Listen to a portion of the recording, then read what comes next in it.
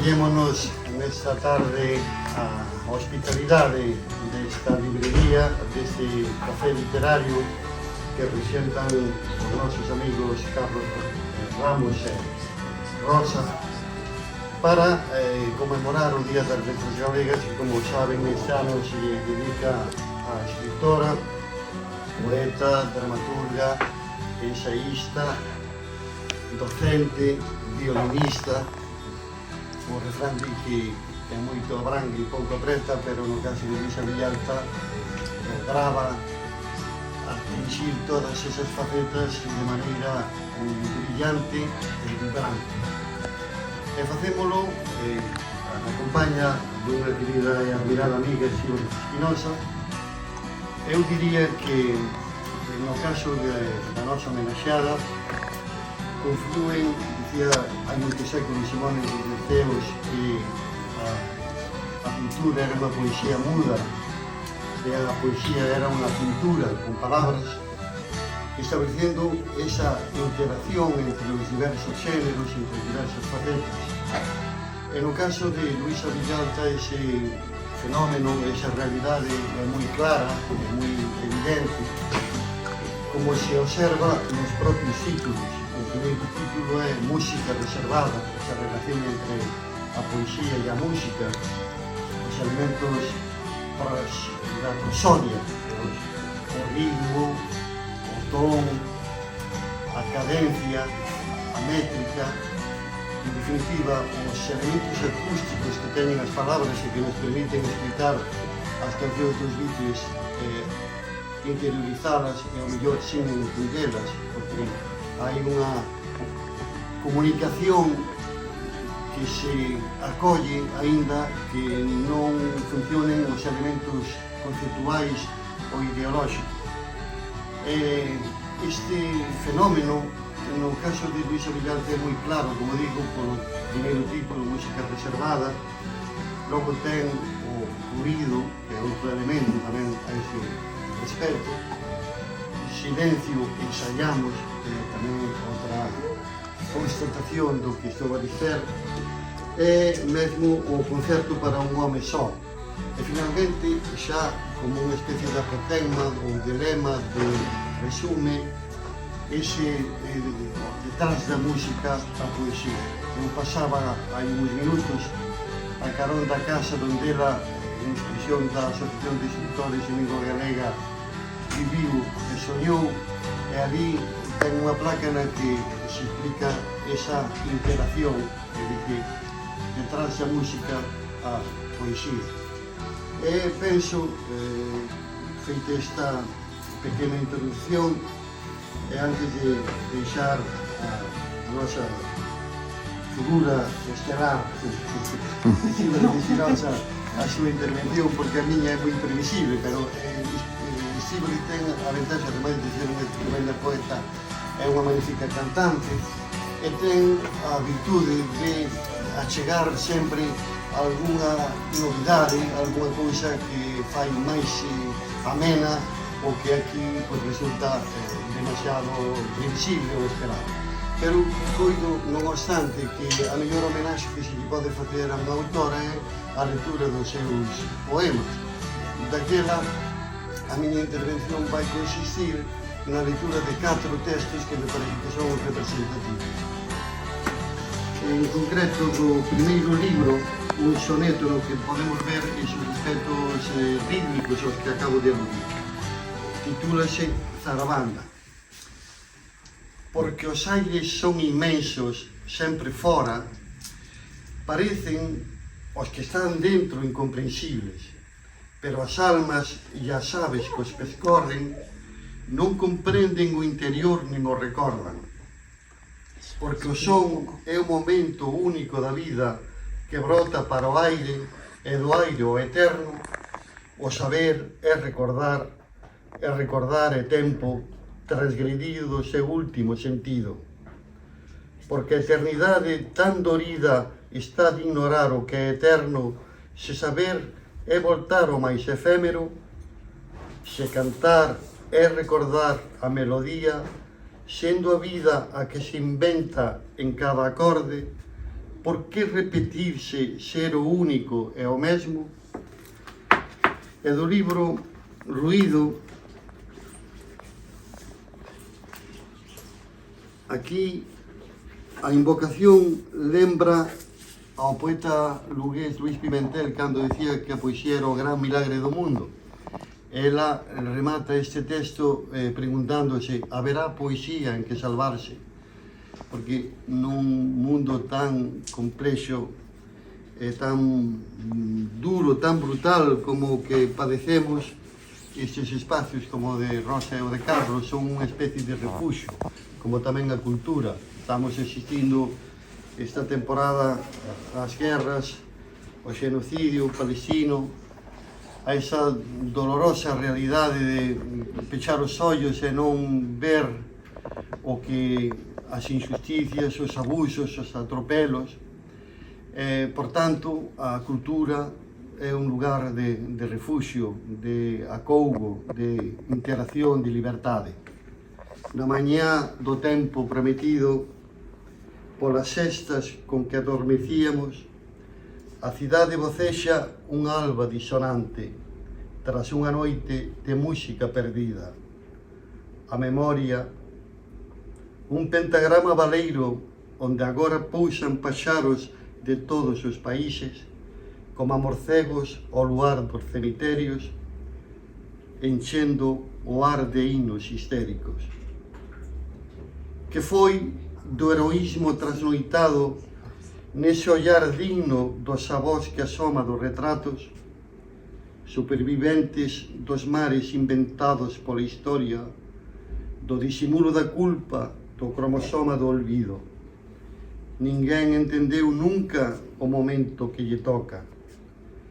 Está tan lonxe de nós como a nosa migración por un salario. O país perde a memoria como a auga, sen saberse mar, nen río ou fonte. A alba era apenas unha nube que busca o seu descanso nos ollos dos que marcharon.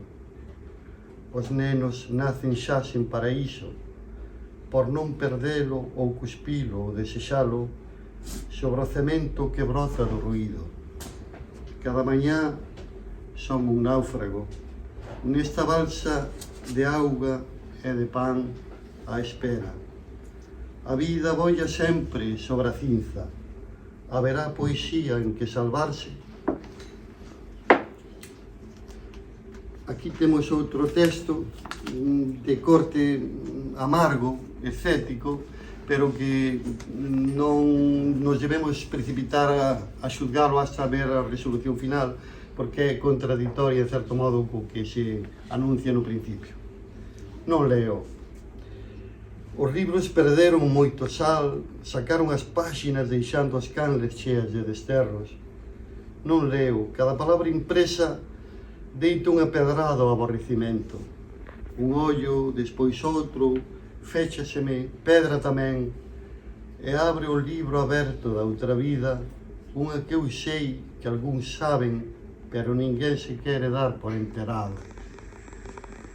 Algo así como o prazer, o corpo agradece o abandono na mente. Nesa mente aínda por construir, para que non fan falta nen ladrillos nin memoria. Poden trazarse as rúas unha e outra vez, e só o meu destino as modifica segundo queira chegar cada vez, e modifico tamén o destino porque me é dado non ter destino fixo, como se o tempo fose de algodón ou brincadeira. Como prazer, dixen, como prazer, como ese perder o corpo para alimentalo máis aló do necesario, máis alá do azar. Non leo as páxinas das profecías impresas no boletín de tantos libros, aínda que sexan verdade. Sei que son verdade e que se cumprirán. Como sei tamén que esconden trampas para que se cumpra unha vez máis a mentira. Non, agora fecho os ollos e leo a pizarra negra dun firmamento por estudiar aínda. E finalmente é unha característica de Luísa ter como material poético e creativo a cidade da Coruña. Está presente en todos os libros e dunha maneira moi intensa nos últimos. En concreto, pois o bairro onde ela medrou. Entón, este poema co que remato agradecendo a vosa atención titúlase Asilo. É unha expresión de cariño, de ternura, de solidaridade cos máis desamparados, en concreto cos ancianos, cos vellos. É destacable a veta cívica de Luísa. Eu recordo, por exemplo, que hai uns anos me encargara a Organización da Liberación de Palestina de Mohamed Safá un libro de homenaxe dos poetas galegos. É unha das persoas coas que contactar, ademais de Mendy Ferrín como prologuista, non sei se tú estabas, Carlos, naquele libro. Bueno, pois foi Luísa Villalta que xa naquele momento expresaba a súa solidaridade cos desfavorecidos, cos humildes, cos vulnerables, cos desamparados. E aquí vamos a ver nese texto que se titula Asilo. O asilo gardaba o triste destino da nosa infancia, o presentimento do que nunca nos faría sufrir, porque aqueles eran xa os vellos para sempre, marcados pola miseria das rúas abertas. As rúas abertas a unha liberdade descoñecida por todos. A man estendida da nosa caridade cobraba un pagamento sucio cando levábamos o simulacro Nadal dos pobres e axudábamos aos vellos a bailar o último Parkinson, preludio final dos estertores que nunca nos farían sufrir, porque éramos ricos en compaixón comedida e tamén en ternura da nosa idade sin culpa. Os vellos ali, tan vellos, supervisaban o declive do sol na galería máis xenerosa da cidade. A xusticia veu tamén ali pedindo para sí. Pousando no chan os bártulos definitivos, deitaba a cabeza vendada no colo da freira e ansiaba morrer contaxiada de humanidade. A dama sen viúvo, o pai dos afogados, o negro sen gravatas que vender, cantaban os seus adeuses en mandíbulas ao ritmo dos edificios novos.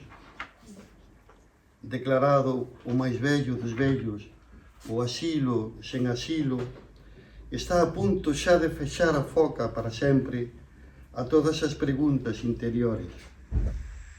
E venderá os seus ollos á cegueira da cidade culpable, a xusticia desbandada que nos condena a sufrir xa para sempre o triste destino do sol máis generoso. Moitas grazas. Moitas grazas a Rosa, a Carlos polo convite en Hoboken, grazas a vos que viñestes hoxe, grazas Xulio por introducirnos algunhas das cousas e dos textos de Luísa, algún que eu tiña tamén pensado traer, pero xa o liches ti, entón xa aí avanzamos, porque é verdade que, como comentabas, Luísa, estamos no seu barrio, ela estaría, creo que, contenta de saber que un antigo bar que había aquí se converteu nun lugar de libros.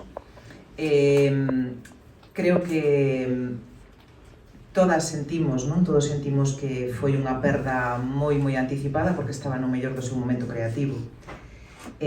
Bueno, quizás o mellor ainda estaba por vir, pero porque nunca saberemos, pero o certo é que foi unha das perdas que a min máis sentín, non só pola cercanía que tiña Luísa con todo o mundo, que non era unha persoa reservada, como a música do seu primeiro libro, como esa música reservada, pero era tamén ao mesmo tempo unha persoa moi cercana. Notase que era a profe, que estaba moi pendente pois da mocidade, sempre che facía sentir como, non como alguén paternalista ou maternalista, como alguén maior ou como alguén que falase dende unha sentando cátedra, o contrario, senón como alguén sempre curioso e interesado polo que estabas a facer. E iso foi algo que eu agradecín sempre dende o principio, e que me parece que fala moito da humanidade con paixón de Luisa, que era unha persoa que abranguía, era unha persoa polímata, que tocaba o violín, que amaba a lingua, que falou galego nun barrio que non fala galego, nunha época na que o galego estaba reprimidísimo aquí, optou por ese amor á lingua contra todo prognóstico, e ademais fixo valentemente con un gran compromiso político. A última vez que a vin, que non sabía que sería derradeira, ela trouxome en coche dende Santiago de Compostela, foi en febreiro, creo que tamén estabas ti, no Hotel Araguanei en Santiago, presentando este libro. Presentáramos Intifada no Hotel Araguanei, era unha ofrenda dos poetas galegos a Palestina, hai 20 anos, que é unha triste, dramática, diría, non? Coincidencia que esteamos estes días, bueno, estes meses, que levemos máis de 70 anos, non? Con esta cuestión sangrante, e que, bueno, xustamente, pois Luisa fose unha persoa que, por suposto, estaba comprometida con Palestina, como estivo coa Marea Negra do Prestige, unha persoa moi comprometida políticamente, coa palabra, pero ao mesmo tempo unha persoa que xogaba moitísimo coa lingua, e cos conceptos, e coas imaxes. Eu dicía que foi o último día que a vin, porque ela, pois moi amablemente, cando acabou o recital, dixome: Estíbaliz, achégote a casa, porque vivíamos moi cerca, e dixen, pois sí, grazas, eu daquela non tiña coche, nin conducía, e aí me sumei. E viñemos falando, rindo, porque ademais ela esquecera os seus poemas, os poemas que lera neste recital, ali no Hotel Araguanei, esqueceraos na sala, e cando estábamos no garaxe, xa para marcharmos, para coller o coche, o dela, e marchar, dixo: ai, esquecín os poemas, volvemos subir, esquecín o cartafolo. E ia rindo no ascensor porque despois había unha convención dun partido político que non era moi da súa pola, xusto no mesmo salón, entón viñamos rindo dicindo, bueno, imagínate que abren o cartafol e leen, por exemplo, pois os seus poemas, algún dos últimos que tiña, que eran os de Papagayo, por exemplo, non? Algún que empeza puta, palabra, que tal, non? Ou pois os propios de Palestina, non? O propio que lera nesta antoloxía, que é un poema fantástico. E esa foi a derradeira vez que a vin, na que viñamos, bueno, pois no coche, falando, contando algunha anécdota, falando de música, sobre todo, porque lembro sobre todo falar de música con ela, de facer algo conxunto, non? Ela, bueno, tocaba o violín, como se menciona sempre, como sempre estaba moi interesada e moi curiosa polo que eu estaba facendo, e sempre me dicía de facermos algo xuntas.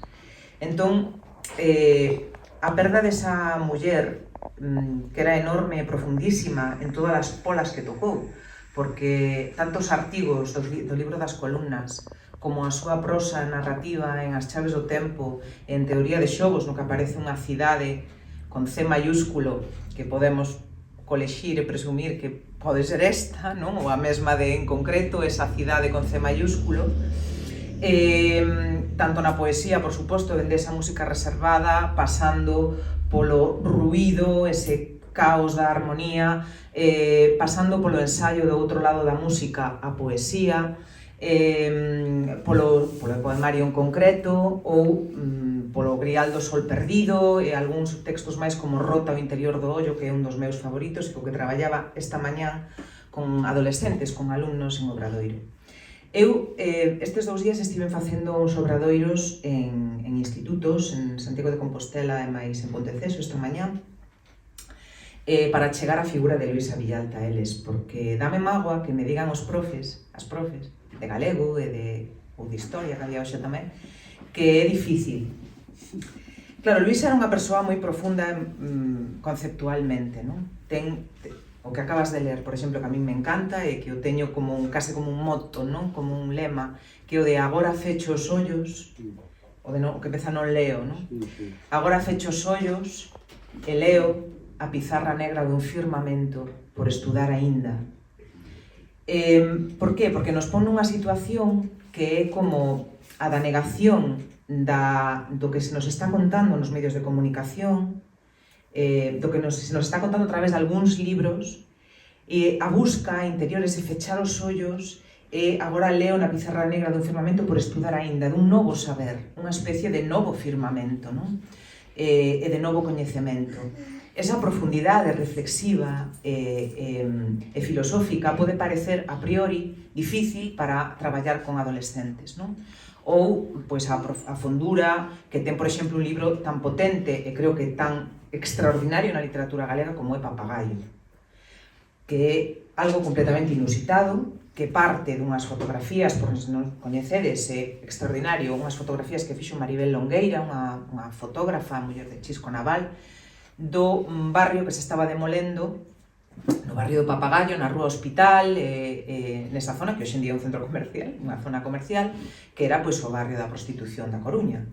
Esas fotografías que son terribles porque son da demolición moral e un deterioro non só literario, non só a nivel urbanístico, senón a nivel ético, non? E a nivel social. Luisa colle e escribe 19 poemas, además, en 2 semanas, unha cousa así, e fai un libro extraordinario. Un libro no que, como un papagaio, non cala e fai falar a voces absolutamente marxinais e que nunca teñen voz. E que nunca teñen voz nunha cidade como esta, non? Por suposto, unha ficción, iso é a poesía, pero fai algo extraordinario aí, non? Entón, a mí me parece que, a pesar de, malia todas esas cousas que a priori poden parecer difíciles para traballar con adolescentes, eu quería transmitirlles aos adolescentes que Luisa era sobre todo unha muller musical. Unha muller musical, unha muller lingüística, que xogaba coas palabras. Por exemplo, un dos textos cos que traballamos esta mañán, e onte tamén, foi un texto, creo que o temos por aquí, un texto que pertence á música reservada, que é un soneto. Entón, o que lles comentaba aos alumnos era que intentáramos poñerle música a ese soneto, porque hai cousas moi inconcibibles de Luisa, da figura de Luisa Villalta. Unha delas é o pouco coñecida e recoñecida que foi no seu momento, non sei se estás de acordo comigo, Xulio, pero o extraordinaria que foi e o fora do seu círculo íntimo e de xente que coñecía no norte de Portugal e que a quería ben, xente da cultura de Compostela ou da Coruña, era moi pouco coñecida. Malia o extraordinario da súa obra, iso por un lado, o pouco traducida que foi, porque non foi traducida en ninguna lingua que eu saiba,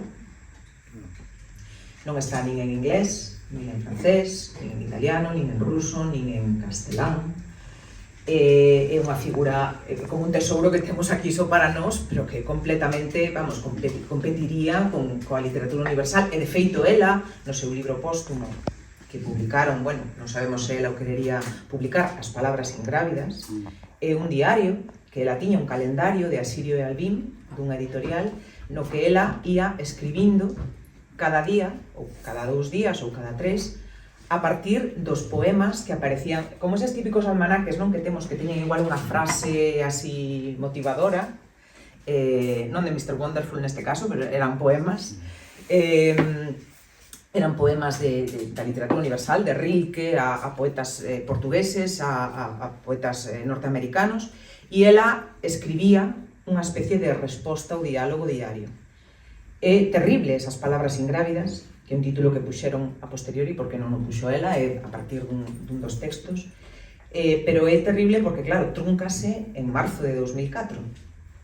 Só está xaneiro, febreiro e uns días, creo que un día ou 2 de marzo, ela faleceu o 6. Pero é un traballo que creo que nos indica que era unha muller que dialogaba coa literatura universal. Quero dicir con isto, que está a par de calquera escritora ou escritor da literatura universal e non foi traducida.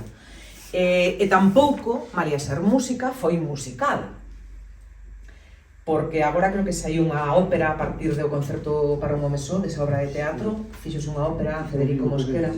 Que? Non sei se Paulino Pereiro fixo todo.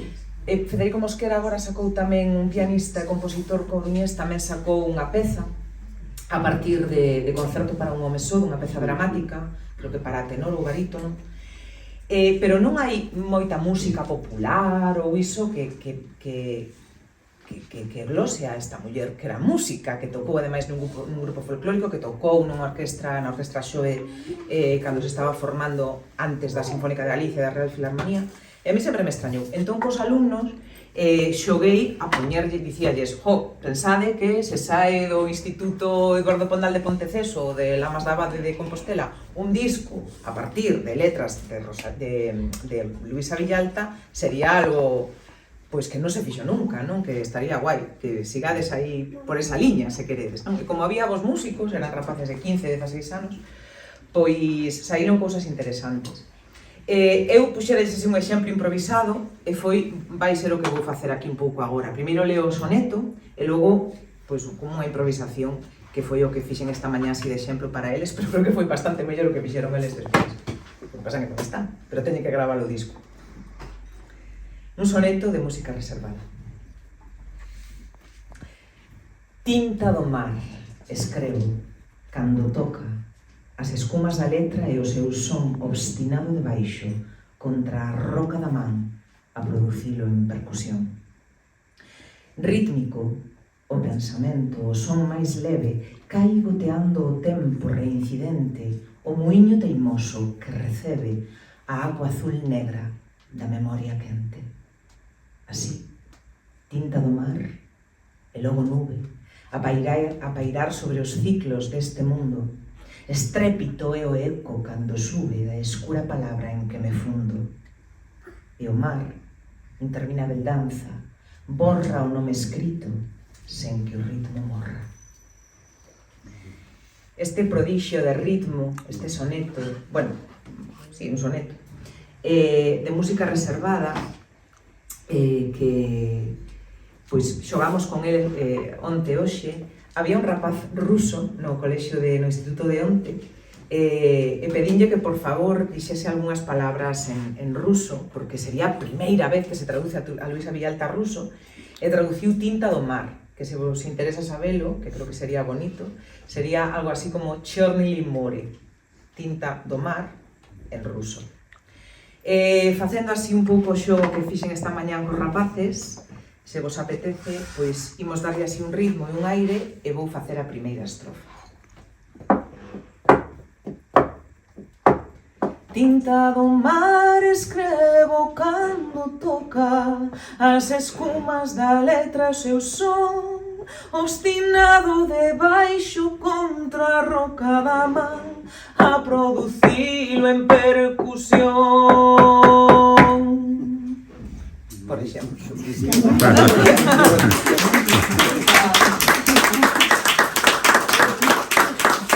Era mellor o deles. Garanto que sí. Bueno, Luisa merece un disco, merece que a súa obra se grave, merece que a súa obra se traduza. Vou ir con que quería ler un texto de Papagaio. Polos cravos de Cristo. A freira e mailos cravos que arrabuñan detéñense de pronto na xanela do convento, a meia luz do día partida polos votos da clausura. Fora, o desprendemento. As escavadoras mallan na cruz do mediodía. En turbillón son agora uns poucos, moi poucos mercaderes do outro templo, o de atrás, empoleirados nas máquinas treboantes, contra ese outro mosteiro tan negado como posíbel calvario para penitencia eterna, convertidos en máis en paraíso da especulación. Desaparecidas as furcias, só as ratas resisten nalgún lugar irredento da conciencia. Un pecado, un só pecado resiste tamén o loito con que o hábito da freira veste a diario as sombras dos santos. Un fillo, hai moitos anos non nacido, e sen embargo vivo, aínda a mira desde ali, desde o solar valeiro do outro lado da rúa, máis alá de toda penitencia, a través de todo estigma.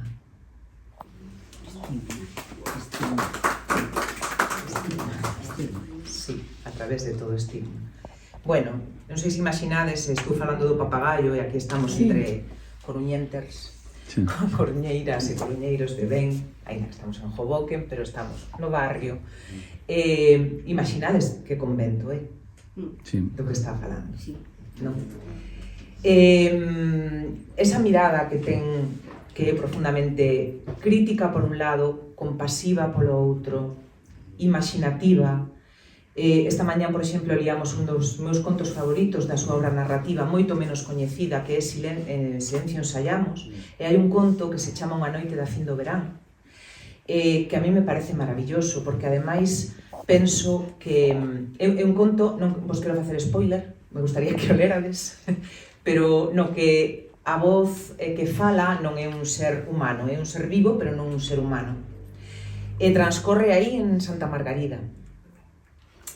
Creo que ten relación cun poema que está en concreto, o último poema de En concreto, que é un poemario, esta última edición que acaba de sair en Galaxia, originalmente se publicou en Espiral Maior porque gañou o premio Espiral Maior 2 meses antes de falecer, 3 meses antes, e foi un libro que xa chegou ás librarías sen ela,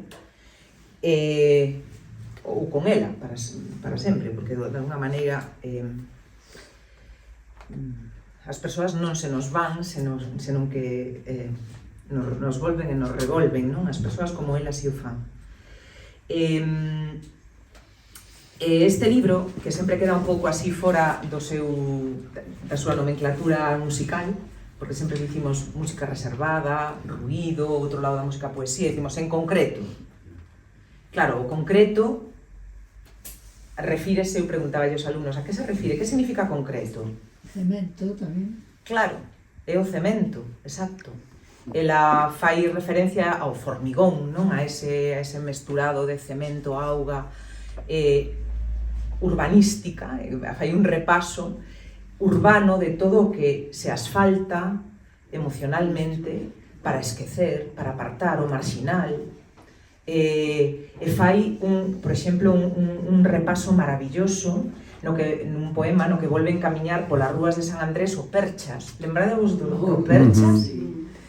Claro, pois aparece o Perchas, non? Ela saca outra vez o Perchas, saca outra vez as Dúas Marías de Compostela, saca, eu non sei se a coñeceredes, porque sempre me gustaría preguntalo, eu preguntaría yo a miña nai, pero xa non podo, e pregunto volo a vos, quen era a meniña das trenzas? Sabedes se era algunha nena? Non? Porque fala da meniña das trenzas, fai un repaso de seres marxinais, non? El negrito de las corbatas. Ese non sei se o menciona, Era típico. As corbatas sale no poema da Xina. O negrito das corbatas, pode ser. Sí.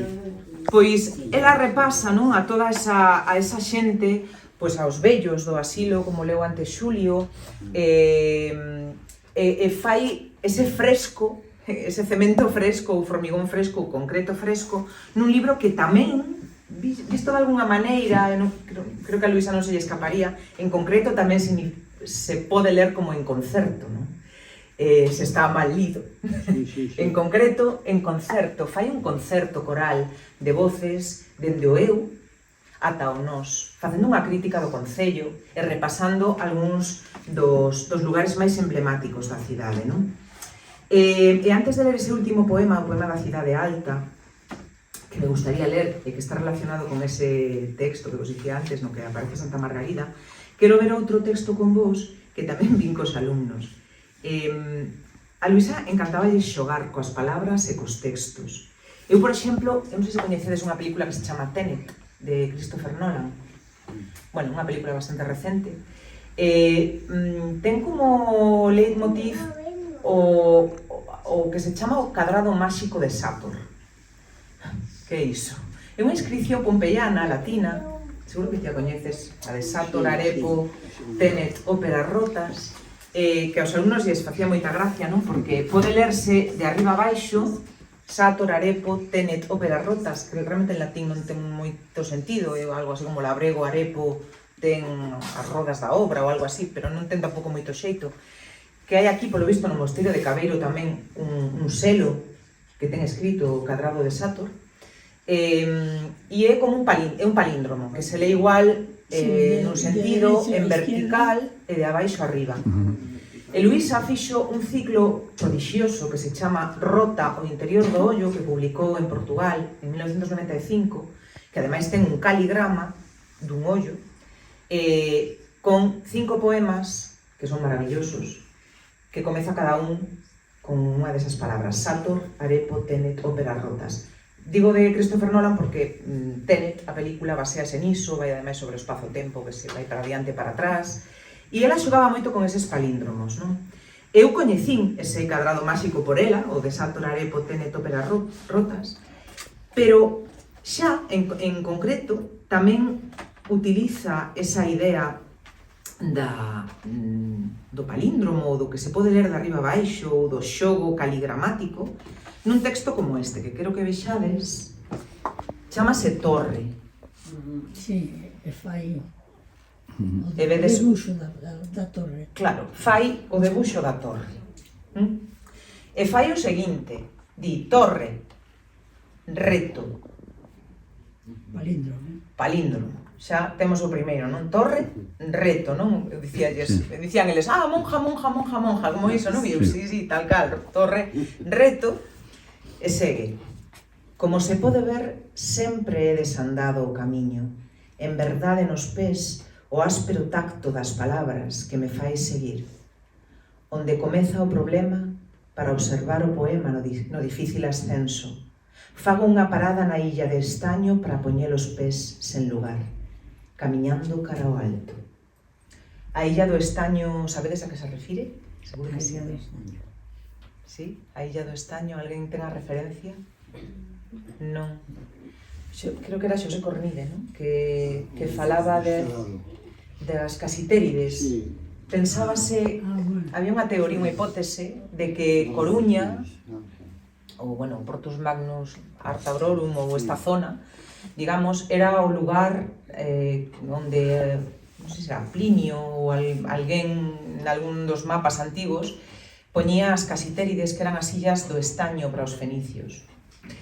Que pasa? Que non é unha hipótese non moi comprobada. Xosé Cornide defendía que sí, que era aquí a Coruña. Esas illas do estaño tamén se pensa que poden ser illas británicas, pero en calquera caso, ela, Luisa, trae aquí, non? Porque di, fago unha parada na illa de estaño para poñer os pés. Ben, lín agora a torre de arriba a baixo. Pero agora eu vou vos pedir a algún de vos que a lea de abaixo a arriba. Alguén se anima? Aquí tienes una poeta. Sí, animaste. De abaixo arriba, empezas por aquí e segues. Camiñando sen lugar para na illa. No, camiñando cara ao alto, sen lugar, así. Bien, pensé Sí. que... Sí, ías ben, pero... Camiñando cara ao alto sen lugar para poñer os pés na illa de estaño, fago unha parada no difícil ascenso o poema para observar cando comeza o problema que me fai seguir o áspero tacto das palabras nos pés. En verdade o camiño é desandado sempre, como se pode ver, reto. Moitas gracias. Aquí. Vedes que ten sentido. Ten igual sentido de arriba a baixo e de abaixo a arriba. Moitas gracias. Moitísimas gracias. Bueno, ti te fixaches agora que o viches que non ten puntuación. Entón, o que fai Luisa é un palíndromo textual. A torre percórrese de arriba a baixo e de abaixo a arriba, e vai dun lado a outro, e ten sentido, non? Entón, este tipo de xogos a min pareceme, igual que os caligramas, ou que son realmente unha maneira de achegar a unha voz que parece tan distante ou tan fonda. Aquí temos un exemplo dun dos seus caligramas, que podedes ver, que é manuscrito, que son debuxos e deseños feitos cos poemas e que hoxe tamén fixen cos alumnos. Creo que é unha maneira de descubrirnos a unha Luisa que primeiro é musical, é onomatopeica. Lembro un poema de Paxaros que lera no Pazo da Ópera unha vez que presentaras ti, e estaba Luisa lendo ese poema de Paxaros que era completamente aliteracións, máis que voar aterro nesta terra que me aterra, sempre estaba facendo como xogos non fonéticos, e isto é unha demostración tamén de que era unha poeta que xogaba coa lingua, que xogaba cos textos e que sempre nos tiña como desafíos, non? Para que descubrísemos. Entón creo que nese sentido é unha figura enormemente atractiva tamén para a adolescencia, non? Tamén para a mocidade, non só para sesudos tratados, que tamén dá para iso, pero abrangue todo. Outro texto que me gustaría ler, ademais do de Papagayo, tampouco me quero demorar moitísimo máis. Carlos, como imos de tempo, dime? 8:20. Imos xa chegando ao límite, verdad? Imos chegando. Vale, pois entón vou ler así o último, que creo que debe ser o poema da Cidade Alta, porque... Sí, tamén o teño aquí. Gracias. Que, pois, o último poema que pecha en concreto, ou en concerto, que é o poema desta cidade alta, non? Desa falperra sixtina na que ela pois, naceu, viviu, soñou, como di esa placa que está na súa casa, non? Na rúa Vila de Laxe, aí arriba, e onde hai tantos lugares que recuperan esa microtoponimia da cidade. Hai máis poemas que recuperan a microtoponimia da cidade, é dicir, os topónimos reais, non? Que tiña a xente por riba dos que se puxeron despois. Por exemplo, aparece Gurugú, que estamos no Gurugú, non? Pois, poema da Cidade Alta de Luisa Villalta, e por ela, e para ela, e oxalá ela. O meu nome é o da Cidade Alta, nacido onde a luz e o mar se están orixinando mutuamente. Nacín en frente de min mesma, cando a pescadería era un leito de sereas, e a serpe demorada na voz dos meus avós, vento dos ventos. Veño de aquí, unha historia de palabras nas casas da cabeza e nos chanzos do corazón. Palabras que son xente a murmurar de lonxe desde Santa Lucía, épicas antigas de bailes no Gurugú, insultos, pelexas e disparos, e percorren no meu sangue o camiño novo, para coller un barco que se marcha como se xa nunca tivesen existido. E, sen embargo, dou fe que son verdade, e van a Santa Margarida de Merenda, onde unha vez alguén de noso se enforcara. Alguén de quen só coñezo aquela rama partida pola ausencia, non podendo tolerar o día e o cambiante do vento, sempre outra vez o vento a picar na pel fría do verán canicular, o mozo vento grande que trae cartas de América e tamén o pequeno que rachea os valeiros do tempo. Érgome dragón todos os meus corpos posibles e brutais para guardar a esencia, esa que me dixeron constructores campesiños, un a un e cada un polo seu lado, sen que o ruído se puxese de acordo debaixo das formigoneiras, nen o silencio dos ríos subterráneos se fixese posível. Arrímome a elas, lavandeiras de monelos, na luz agora das altas aulas do milenio, para deixalas preñadas dunha pequena memoria como o mar. E ao saír, deixo comigo a porta aberta, escadas arriba, a porta de Ares, escadas abaixo, porta real, e levo a chave enferruxada do salgado das ondas, onde flutúa no horizonte o meu país reflectido, a prostituta sagrada que desabrocha o corsé das gargalladas de ouro e finxe que sabe finxir, mentres os taxis na noite se cruzan contraseñas, as rúas se volven anónimas entre os escaparates e a xente xogamos coas últimas moedas de sexo lixeiro e cansado entre os dedos. Forza, forza para que? Se vivere tan doce como a area do Orzán e deixar ir o sol polo monte San Pedro, pero remar nas pegadas dos outros, uliscarnos no avance dos povos, repartir o dosel das tormentas gritándonos os nosos nomes de abaixo. Coñecín ventos suaves que nunca máis se daban detido. Outra vez, sempre o vento dos ventos, rodeando este ponto do mundo. Cabeza, garda, chave, forza e antemural do reino renacido. e ciencias e música galega, e é que de algo tan habitual, tan cotián e humilde como unha mazá, se a cortamos de outra maneira, eu dicía aos seus alumnos, non a cortedes así de polo norte a polo sur, senón polo ecuador, se facemos iso, sabedes o que hai dentro, verdade? Hai unha estrela, atopamos estrelas nos lugares máis insospeitados, e aínda que Luisa non falaba de estrelas, eu estou collendo textos de Luisa Villalta que falan sobre astros, sol, ceo e nubes, atopamos coa linguaxe cotiá e ordinaria o extraordinario, igual que dentro dunha mazá ordinaria, que non é nada ordinaria, é bastante sensacional, pero atopamos tamén o extraordinario, ainda que sexa o ovario da mazá e das sementes. Moitísimas grazas ao Boquen, a vos. Bueno, sí, e tamén a de Newton, a da Brancaneves, sí, é moi versátil.